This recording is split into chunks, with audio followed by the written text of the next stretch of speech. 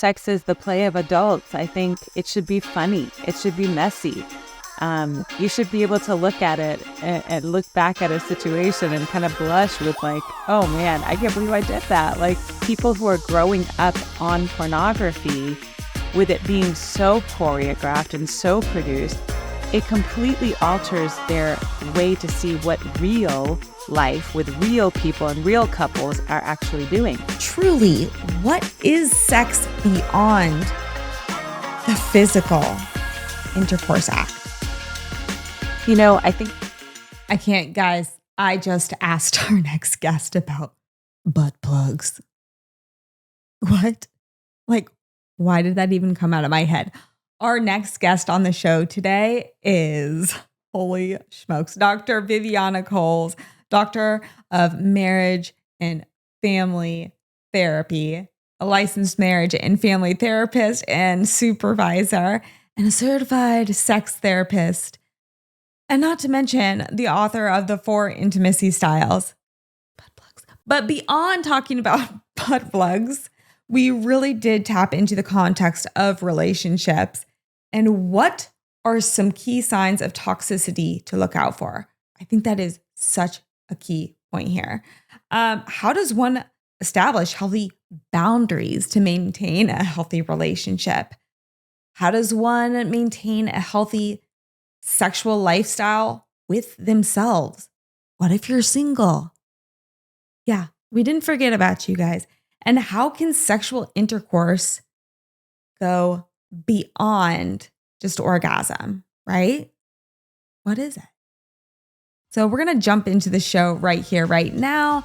Guys, welcome to Toxic Free with KB. I'm your host, Kate Middleton, better known as KB. This is the show all about how we can reduce our toxic exposure in our everyday lives. Let's go.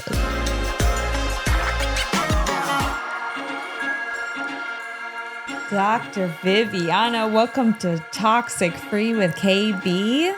Hey. Hey, how are you? Oh my gosh, it's so great to have you back. Guys, for everyone, I just want to welcome back our amazing expert in sex and relationship therapy. So I just want to jump into the questions here. Addressing toxic patterns in sex life. What advice do you have for maintaining a healthy sexual relationship? What's the first thing that comes off the top of your head? Lack of communication or aggressive communication, you know, criticism, or just this idea that when something doesn't feel good, or if you're missing something in your sex life, how you communicate that and those feelings to your partner can either be an investment in your sex life, or it can be something that ultimately ends up making things so much worse. And a lot of couples won't realize that their words really matter when it comes to talking about sexual issues until their partner tells them like, well, you know, you told me you yelled at me the last time I tried to do that, and so I decided I'm never going to do it again. They're like, I wasn't yelling. What are you talking about? And then it kind of all comes out that they just weren't on the same page about it. Or if someone is frustrated with the level of or the lack of intimacy, how that comes across. So a lack of communication, a lack of appropriate or loving communication, I think, is what is missing in a lot of these couples when it comes to sex. Communication is such a vital part, I think, to any relationship, whether it is sexual or not sexual. But especially in the bedroom, I think like even that self-consciousness that people have, like the yelling comes out, wouldn't you say, because people aren't having that effective communication and awareness with their body with that communication, like joining forces. How do you work with clients with that? I think for a lot of them, what they're doing is they're expressing and showing frustration, and that tends to come out by feeling like, well, you're not hearing me. If things haven't changed, it's because you're not hearing me. Well, let me talk louder. Let me say things rougher. Let me really up the ante when it comes to these things. And I feel like they don't realize just how much of an impact negatively that can have um, on their intimacy in general, but especially when it comes to sex, because most people don't talk about sex. Most people don't know how to address these things. So we need to be more gentle with each other. We need to guide each other and almost be like, let's hold hands through this and let's walk through this together, instead of thinking, you should know this. No, especially if you're in a new partnership, no, you shouldn't automatically know these things. And preferences change over time, even within the same long-term relationship. And it is up to us as the stewards of our own sexuality to share preferences as they change, or else our partners are just going to be like trying to hit a moving target. So I really want to take you back to what you said about aggressive communication, especially in the bedroom, especially in the bed, wherever you're having sex. I don't know. Could be on the floor, could be upside down in a chair, whatever. But aggressive communication, that could be toxic. Okay. If I could define it, it probably is toxic, and it totally minimalizes the other person, especially in their performance. How are they going to perform well? How are you both going to get pleasure from that? So in the context of those specific type of relationships, what are some key signs of toxicity to watch out for besides that just kind of aggressive talk? What other things should we be looking for? Someone who shuts down without any sort of explanation. If you're talking about something sexual, if you're sharing maybe your own thoughts and the other person just shuts down and doesn't even explain hey, this makes me really uncomfortable, or I don't really know what my preferences are, and I know you're asking me to share them with you, whether or not I like something, but I need more time to think about. If they're not even willing to give you that, I mean, it's one thing to not have an answer right off the bat. Okay, we've all been there. But to not explain why you're shutting down and then refuse to talk about it later, that's, I think, a huge red flag in general, because you're basically if you're the person that's shutting down, what you're telling your partner is, I'm not going to go there. And I'm also not going to tell you why I'm not going to go there. So now you're left to fill in all of the puzzle pieces on your own. And of course, a partner's sexual experience is a partnered sexual experience, and you're not acting like a partner. So I think that can be a sign of a toxic red flag as well. Oh my gosh. I mean, that's beautiful, but you also I love this. You're just kind of paving the way. Boundaries, right? Telling someone, okay, no, that does not feel right. Or yes, please do more of that. These are creating beautiful parameters within the relationship. So how does one establish those healthy boundaries to maintain that toxic-free relationship? Especially someone that does not have effective communication growing up. So if you're somebody who tends to kind of flop over and let somebody railroad you, or you're the opposite, where you're like, I am going to set my boundaries so tight that way I don't ever get into this place of feeling uncomfortable, you should tell your partner that, so that they aren't left to wonder and to just kind of practically just poke around and see what happened. Is this a safe zone to talk about? Is this we don't need to create minefields for our partners. Especially when it comes to intimacy, we want to kind of pave the way in order for us to say and to show and express that we're trying to experience healthy physical connection.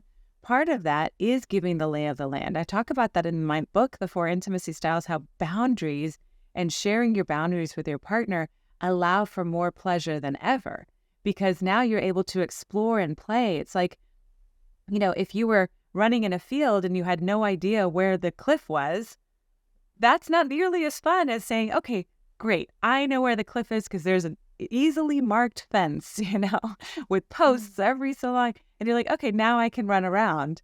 And some people might think, oh, well, that's exciting. Oh, that's not long-term, going to feel really good. And some risk takers might decide, well, I'm going to play with my boundaries. And how do I know what my boundaries are? Because I want to let my partner explore and then just let them know when they've hit a brick wall.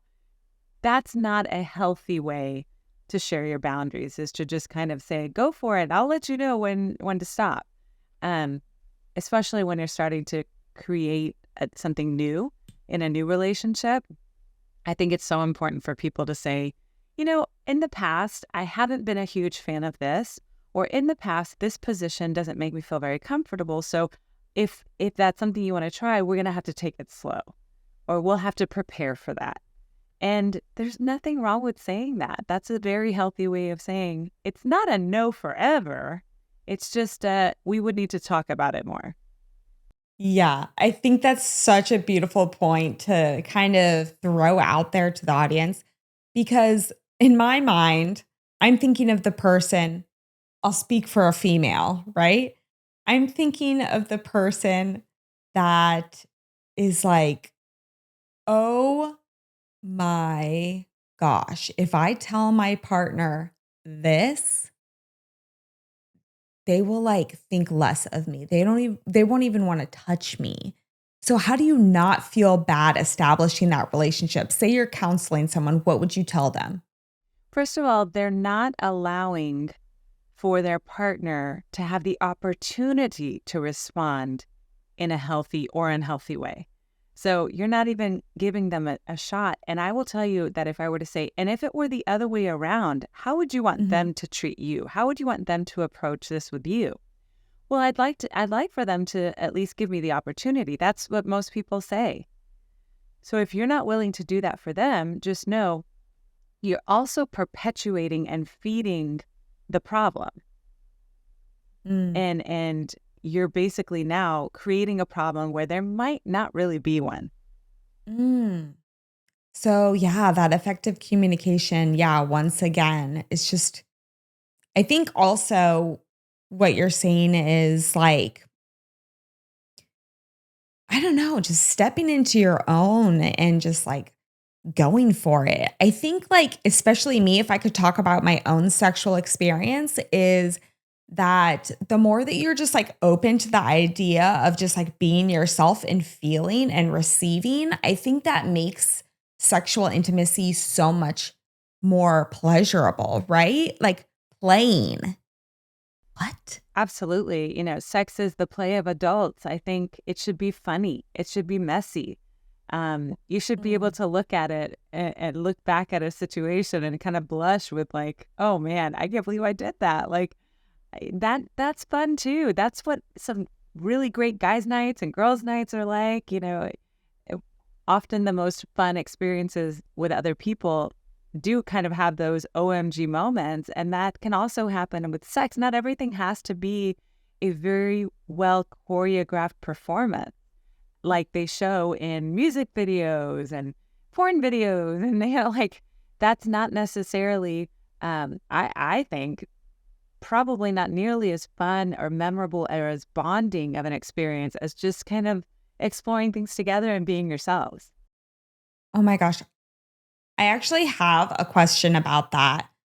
Pornography, you know, music videos, just to name a few. Are those considered toxic, I guess you could say, frameworks towards sexuality, sexual intimacy? 9 times out of 10, probably 9.9 times out of 10, yes.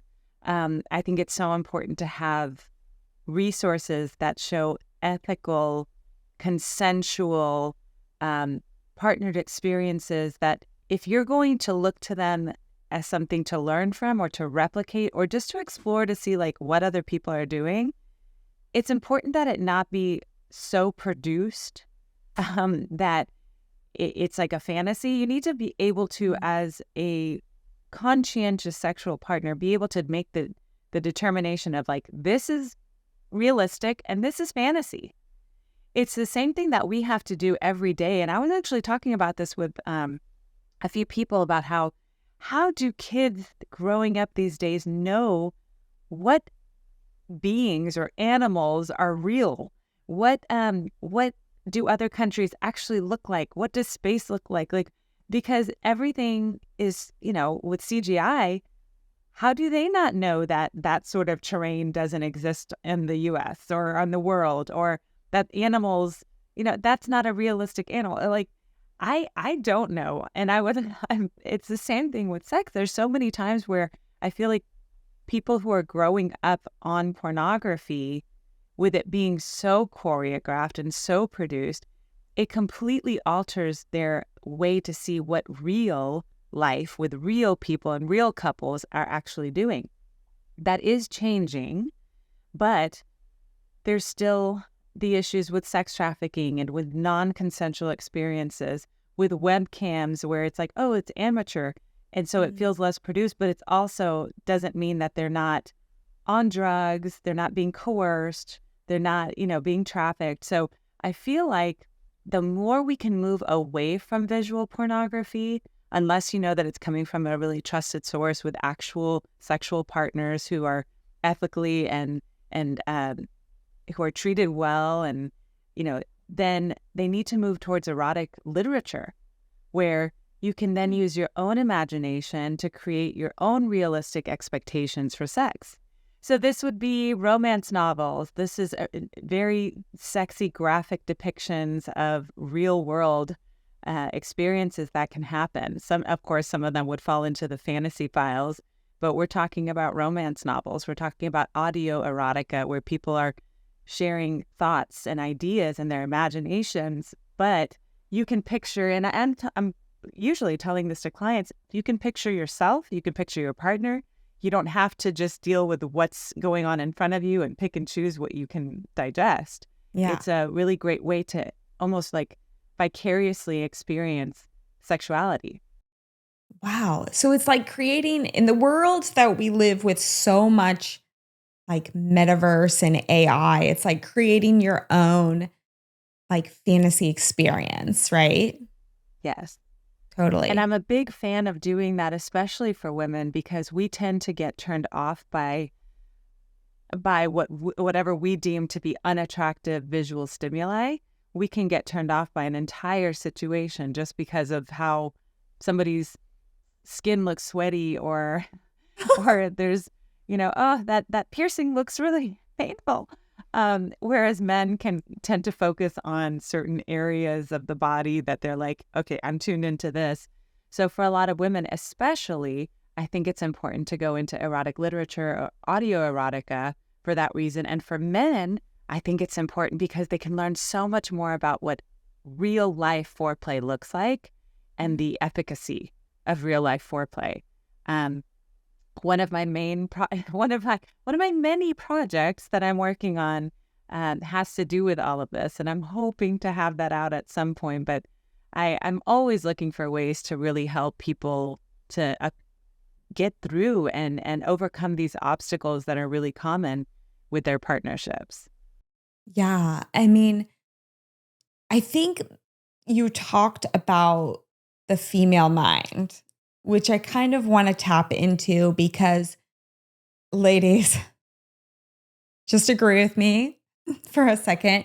You could be having sex, you could be in the moment, and all of a sudden, 20 billion things are flooding through your mind. Your partner is having the time of him or her's life, whatever style you're choosing to go with.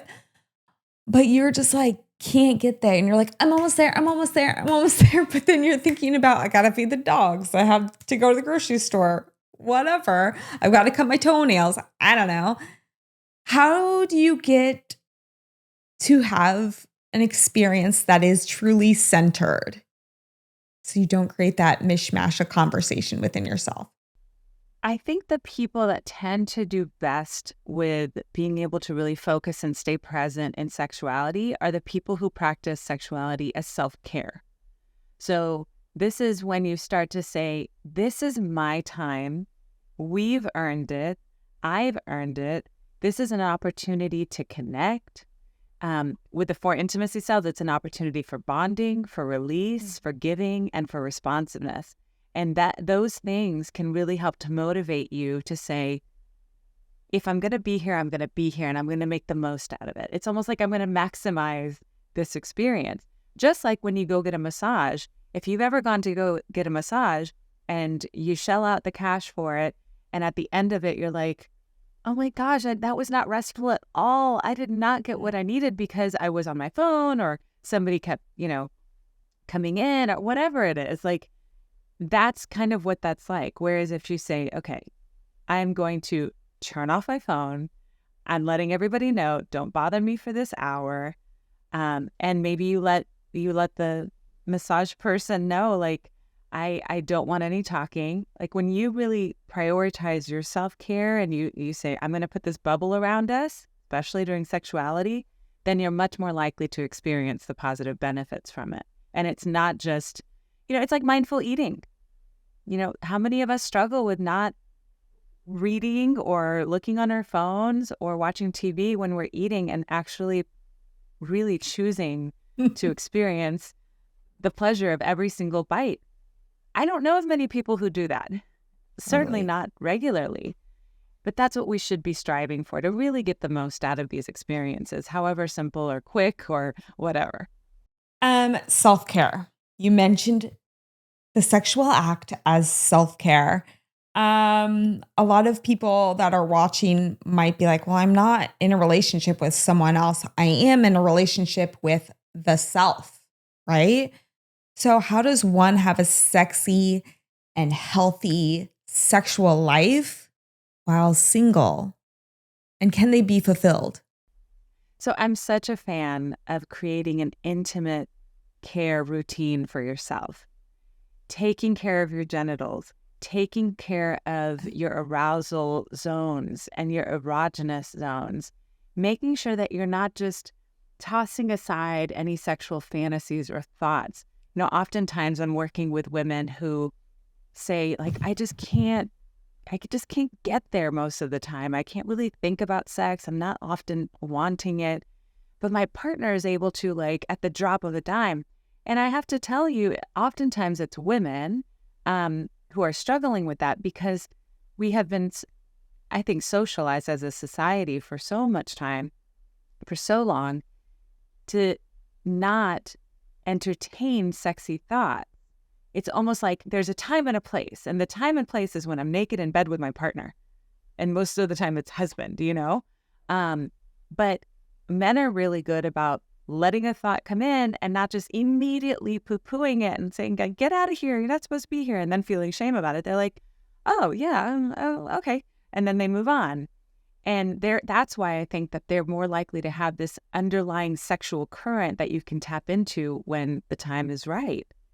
And I think for a lot of women, we really struggle with that. And we're like, I'm not even thinking about sex. But when they are thinking about sex, they need at least 20 more minutes of thinking about it and of being stimulated in order to match up with what if they have a male partner, what their male partner has going on. So we need the foreplay. We need that self-care. We need those times when we're saying, I'm tapping into my sexy side long before the sexual experience happens. And I'm going to allow that to happen without any shame or guilt. And that way I can be ready to have a much more pleasurable experience with my partner within the next 24 hours, within the next 48 hours, and kind of have that underlying current. Yeah. You mentioned erogenous zones. I feel like a lot of people may know what erogenous zones are. I'm only familiar with, do you remember that episode on Friends?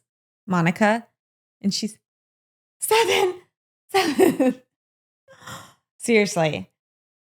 Can you name the erogenous zones off the top of your head?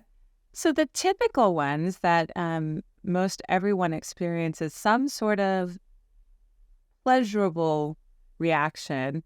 That's going to be nipples, that can be neck, that can be the inside of your arms, that can be anywhere on your pelvis, that can include your penis, your vulva, your clitoris. It can be your buttocks. But then some people love getting their toes sucked. Some people love having, their fingers or the inside of their hands stroked. Or some people will say, oh my gosh, when somebody sucks on my earlobes, I go crazy. So everyone kind of has to figure out for themselves what their own pleasure zones are. And oftentimes it takes a partner to help them to feel what that is. And that could be, at the small of your back. It can be, just above your buttocks. I mean, there's something for everyone. Dude, what is it about the buttocks? I'm going to use the word buttocks instead of anal. Buttock. The buttocks. But can I go here? Can I Yeah, of course. get explicit? Why do I keep hearing time and time again the conversation about butt plugs? Why do you, what are you hearing? What is the Well, you were talking conversation? about erogenous zones and people were like using butt plugs. And I'm like, how does that seem pleasurable? So, obviously, people can use toys in lots of different ways. One of the main ways that I've heard my clients use butt plugs is mainly to prepare their anuses and their rectums for insertion and penetration. It's not usually just the act of having them in that is pleasurable. It's more the act of helping to kind of train their bodies to be able to have penetration by maybe a dildo or a penis. So that's usually what's happening. But some people might say, oh, I just want to have it in to experience what that feels like. While there aren't the same sort of pleasure receptors that there are in other parts of our bodies, like our vulvas, like our vaginas, like our penises and shaft and all of that, and testicles, there are some.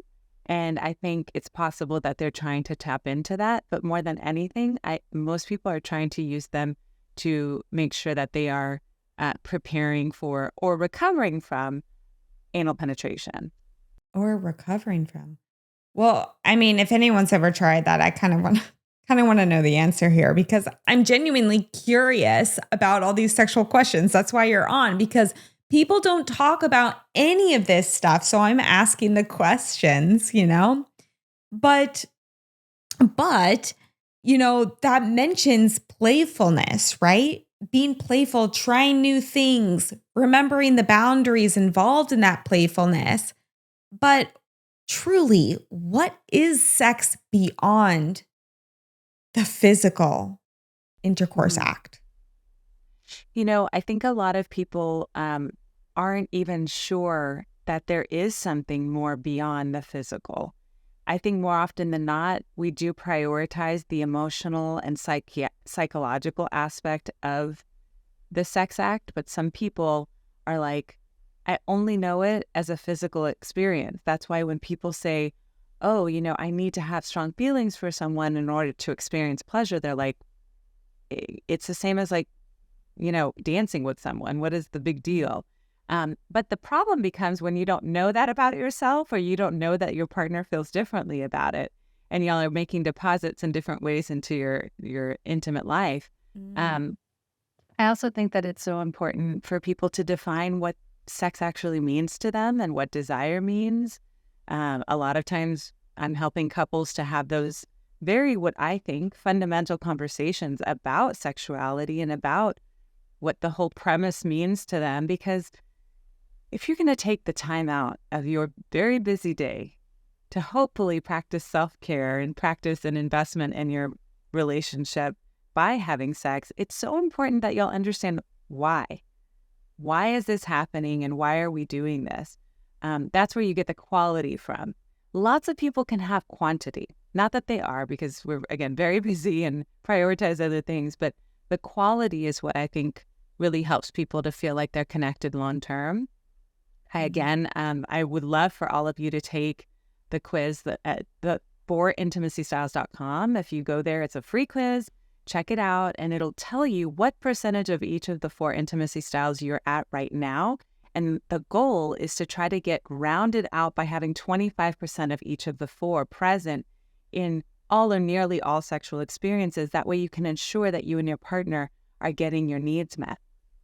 And that's for the long term, right? Anybody can have a one-night stand and it can just be like all you or all me or all, and we're looking out for ourselves. But if you're trying to be with someone for a long term and have satisfying sexual connection for the long term, then you need to be more mindful of this. Yeah, because the 4 intimacy styles, again, are... Yeah, bonding, release, giving, and responsive. I love it. which is totally beyond, if you think about it, if it's beyond the orgasm itself, right? Oh, absolutely. Yeah. Yeah. And it should, I feel like a lot of people who are very orgasm centric are missing Mm. out on a huge part of why sex is important in a relationship, especially in a monogamous relationship. There's a lot of communication that's happening, nonverbal and verbal, in sexuality. And if all you're thinking about is the end goal of orgasm, we have to remember we're not robots. We cannot be programmed. Um, and there are going to be times where orgasm is few and far between. It's going to be less, less climactic. And if you're judging everything based off of whether or not an orgasm happens, then you're missing out on a whole lot, and you're also negating our humanity. Yeah. So, with that being said, a lot of people, if they don't read that climax or they don't read that orgasmic state, they might feel shame, right? How can people overcome experiencing shame when it comes to having sex? I think practicing on your own is really important. When you get very used to something, when you get used to feeling like you can verbalize, you can writhe, like all of those things that I think a lot of people can do to make even the smallest pleasure, and maximize it. I feel like when people do that, if you can do that on your own and kind of get used to this idea of like having this kind of abandon and letting your body just do what it needs to do, Mm. chances are you'll do a better job when you're with your partner. And you'll also invite your partner to also kind of let go of those inhibitions so that they can let their bodies do what they need to do. So practicing on your own, I Letting, think, could be really good. I love what you just said. Letting your body do what it needs to do. When you restrict, you're restricting everything else, right? Totally. So, working individually, right, on the self, a lot of people, when engaging or having an ongoing sexual relationship, may have come from a past toxic relationship, right? How can individuals heal from past toxic experiences and carry that growth into future relationships? How can they heal? I think that if you're feeling stuck, that's when you should reach out for help. Lots of people, it's to struggle. It's absolutely okay for you to not be bouncing back and rebounding after a very intense experience like a heartache or even a betrayal. Mm. There are well-meaning women and friends who might be, and men as well, who will be like, okay, let's, get back out there. You need to, the best way to get over someone is to get under someone. No, like allow yourself that time to process and grieve so that you can actually get out of that zone versus getting pulled back the minute that you're triggered. And you'll also end up being a better partner to your future partner, because you'll be coming at it from maybe more of an insightful place, and you won't be again laying minefields, laying mines out there for your new partner to step on. And it's also what we would hope our potential future partner has done too, is process these experiences, process these emotions. And if you're stuck, if you're struggling, if you feel like, gosh, I get triggered and thrown right back in, reach out to a relationship therapist. This is what we do. We can help you move through it in a healthy way. Beautiful. I mean, you're kind of discussing the role about how that self love and self care can really do like so much in just cultivating and paving the way towards building a strong relationship. Um, what other like points would you throw out there in regards to that mindfulness, right?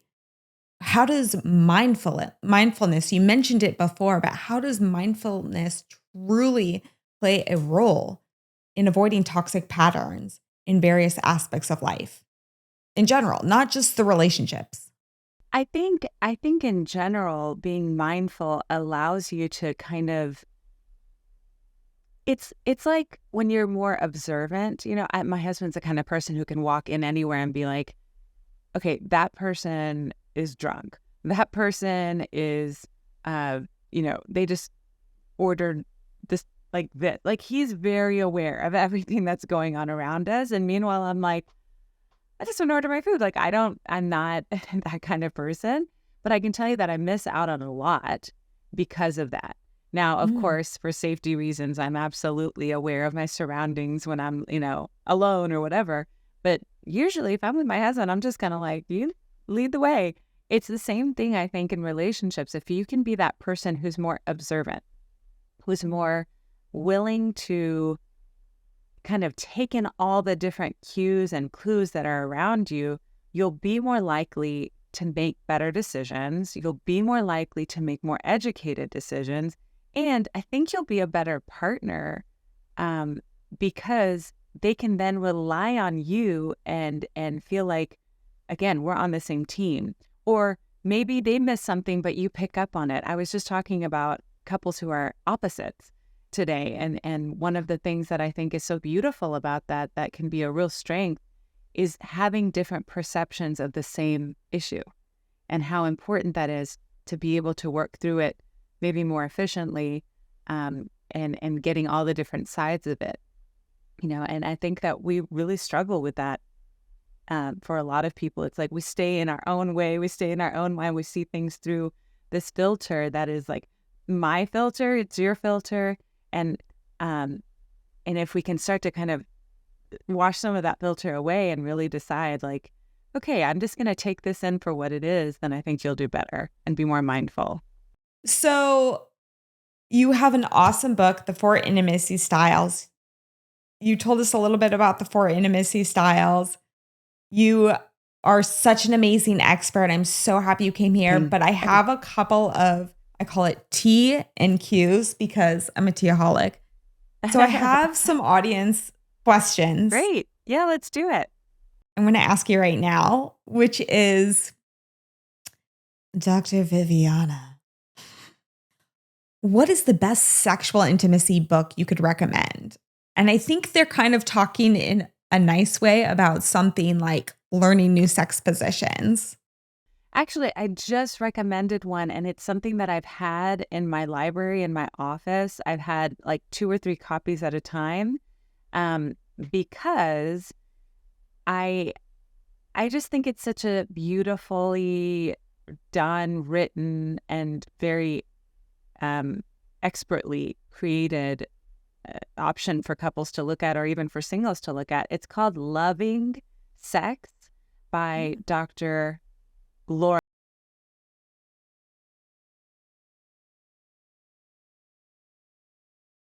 The exact name. Um, it's a hardcover. It has beautiful pictures, very tasteful, black and white, lots and lots of options and choices, and it can get pretty, French vanilla, maybe a little rocky road, but it's something that I don't think would make everybody blush. I think it's definitely something that you can open up with your partner and not worry that it's going to be like, oh, my eyes, um, but I love that book, and I do definitely think that it's something that I will continue. Yeah, it's called Loving Sex, The Book of Joy and Passion by Laura Berman. Dr. Berman, I'm a fan. Please send me more copies if you ever can. But I really do like that book. So that's a good one. I think that's a great one. The other ones that are out there more recently that I think have been huge hits are mainly for people who have experienced, I think, sexual trauma that they're trying to resolve, and I feel like that's really important. But of course, getting help from a sexual assault or trauma expert would be a good idea too. Great answers. I love that. I'm going to definitely kind of check out that book because I don't want to have one of those books where you are like, bah! you know? sex ed class. The next question was, for those of you that are in relationships, marriages in particular, that have been in beautiful marriages 20 years, let's say 20 years, how do you rekindle the fire? The kids are out of the house. Maybe you never had kids and you're just kind of set in your ways. How do you rekindle that zest and feel like young lovers once again? Well, my whole kind of career is based off of helping couples to not lose it to begin with. But let's say you Mm. have. I do have a program called the Dr. Viviana Method for Intimate Reconnection. There is a self-paced program and there is an expert-led program, and you can work with me. I have that on my website, Dr. Viviana, spell out doctor.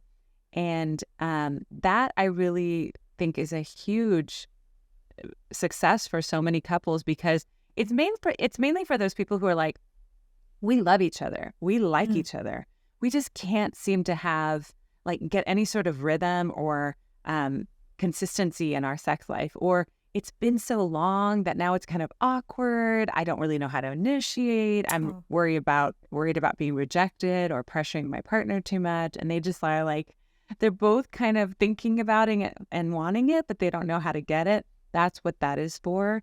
Um, I think the other piece of it is just saying, hey, I know that things are awkward between us, but I actually still really want you. And I wish that we could figure this out, but I don't even know where to start. I wish more couples would just share that they're feeling that way so that their partner can be like, oh, thank goodness. I thought we were done for. I thought our sex life was over. I thought it died. Yeah, just say it because the other person might be like, yeah, me too. We really need to go on a date or take off our sweatpants. Just get down to it. Well, and for some people, because a lot of therapists who haven't been trained in sex therapy might tell their clients, like, oh, just do it. Have a glass of wine and just do it. It's Mm. so much more than that. It's so much deeper than that. It Totally. really does need and require so much more attention. And so, yes, if you're at that place where you're like, let's just set a date and have sex and let's see what happens. But usually that ends up just being a one-off and you're back to square one. Yeah, very true. Well, I do have a couple of rapid fire questions for you Let's if you're do in it. it. Okay. All right. How do you start your day? Super important. Ooh. So since the first, I have made it a concerted effort to not check my phone first. But what I do is I know it's like I used to do that all the time. Is I start the day by listening to affirmations because apparently our neuroplasticity is at its greatest during those first waking moments. So I listen to affirmations for about 8 minutes. And when my feet hit the ground, and I've been doing this for a long time, but when my feet hit the ground, I kind of say my mantra, and I put my arms up and I stretch and I kind of look up and I kind of, I welcome the day. I welcome whatever's coming, but I'm, with intention. I try to, that's when I just kind of hit the ground running. So that's when I'm getting my water, my coffee, my breakfast. My husband's making breakfast, and I get dressed. I do my hair and makeup because I'm usually filming at some point, and that's it. I head out, and I'm usually gone for at least most of the day, and then I come in and I see clients, I film, I see clients, I see virtual clients, I do interviews, and probably more filming. There's just there's always a lot, and then the kids get home, and I start to shut down. That's when I'm like, okay, now I can just ease into nighttime routine and usually watch TV or a movie with my husband. Oh, that's great. Well, I what love it. is one simple toxic free habit that our audience can start to implement today? Kiss your partner for 3 seconds. Oh, Whenever you kiss your partner, I want it to be for 3 seconds. I want it to count. I want it to be intentional and not be out of habit. Try that. with the Mississippis? Yeah, One Mississippi. sure. All right. Whatever you come up Doing with, that. but yeah, 3 seconds. Ooh, that's a good one. So, and then what is your everyday non-negotiable? Oh gosh, can it be toxic because it's my coffee? um, no, I think my non-negotiable would be oh, my husband and I are very handsy with each other. There's lots of hugging going on. Like we hug a lot. We kiss a lot. We say "I love you" a lot. We do not leave the house if possible. Like if I'm in here and he's doing something else, and has to leave, he's not going to interrupt me. But we don't leave the house without saying goodbye with a hug and a kiss. Oh, That's my I love non-negotiable. it. It feels really odd when we don't, um, and yeah, I really like that. Well, darling, thank you so much for joining us this Thank hour. you. And we'll definitely have you back on for sure. I'm sure there's so many more questions. But guys, I just wanted to say to you, I'm so grateful for you. Thank you so much for Oh, tuning well, in. And thank you. remember, you're doing your best, and your best is great. Guess what? It's time for hot habits. My hot habit for today is baths, specifically Epsom salt baths. A lot of you are like, yeah, Epsom salt baths. I've tried it before. Me sitting in a bath, I always try to have my husband take a bath, especially with me. He will not do it. I think he's really grossed out on the fact that you're sitting in your own dead skin, sweat, other things. Yeah, but baths are such a beautiful way to release toxins from your body.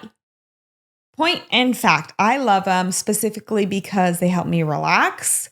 And then I put the Epsom salt baths or the Epsom salts in there. There's so many other little ingredients that I can tell you what to put in there, like baking soda to help with your pH level, because guys, we all know that different parts of our body regulate on different pH levels.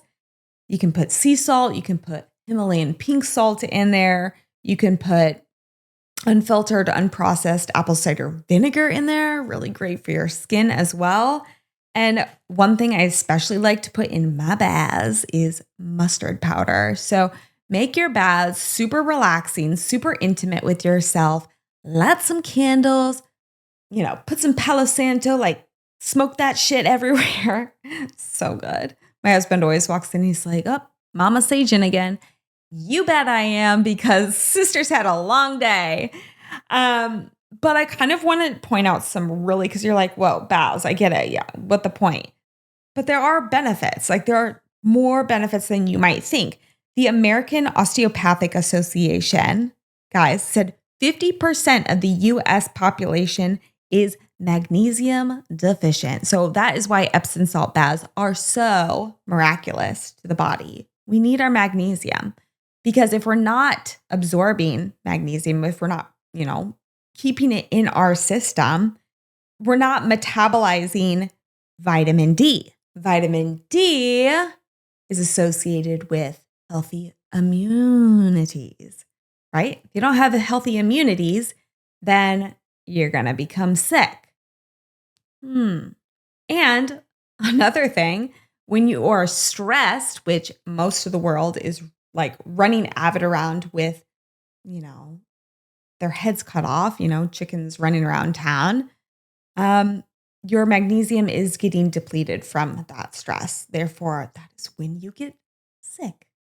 So take a bath, folks. Also, when I said with the stress, it helps relieve your stress, guys. It helps your body produce more serotonin. Yes. So enjoy your bath time. And let's next move into our trendy trends. Trendy trend, I'm going to kind of put this out there on the line of the bath situation, the water situation, but more of the opposite effect. Not the nice, hot, steamy, sexy bath. Motherfucking cold plunges. Nothing scares me more than the thought of jumping into cold water. I'm a swimmer, you know that. The most I do is jump into the ocean, which is such a high in the end. But I know these people, and I have to say, yes, I may try it in the future a little bit more often, but that actually sit in the baths. You see the influencers just lounging in those cold plunges like, this is great. I'm having the time of my life. Come on, bring me my pina colada over here, you know? And I'm thinking, okay, I've tried it before and I'm like, 1,000, 2, 1,000, 3, I'm out. Like, I can't do it. But I know there's benefits to it. Cold water immersion can actually help with muscle recovery and provides less perceived muscle soreness. So, for the gal that is like running up and down mountains and then going to Pilates class, then walking the dogs, and then doing everything else active that she can possibly do, like sitting in this chair right now is like pulling teeth. I'm like, I can't sit here any longer. A cold plunge might actually be kind of nice for me. Because beyond that, if you do the combination, I love the heat therapy. If you do that contrast of cold plunge exposure, right? The deep breathing exercises, which I know so well through my meditation, and the combination of the meditation, I think we'll all turn out to be a little bit more focused and aware, right? Of our surroundings, of just kind of how we take care of ourselves on a non-toxic level. So yes, this trendy trend, I might be turning it into a hot habit, especially very, very soon. I've had conversations with my husband about this. I think the accountability is going to become real. And also, what I love is because sometimes I think, especially a lot of us have been feeling a little bit lower at times. So this can help kind of put you back into that adrenaline mode. Certainly, you don't want to be on high adrenaline mode all the time. You want to have your relaxing bath at night. But, kind of boosting up the ammo, the adrenaline might help every once in a while.